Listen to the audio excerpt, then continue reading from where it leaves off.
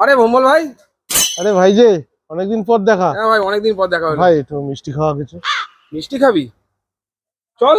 কি মিষ্টি খাবি বল, এখানে তো অনেক মিষ্টি। দাদা, আমি আমি ঠিক করে দিই, আমি ঠিক করে দিই। দাদা, এই এই চমচমটা কত? কোনটা? এই যে এইটা 10 টাকা 10 টাকা। 10 টাকা। আর এই মৌচাকটা? এটা 15। আর এই যে এইটা কি সন্দেশ এটা? কোনটা? এটা এটা এটা এটা 12 টাকা। আর এই যে ক্ষীরের সন্দেশটা? ক্ষীরের সন্দেশও 10 টাকা। 10 টাকা। এইটা কত তাহলে? এই যে দুধের দুধের সন্দেশটা?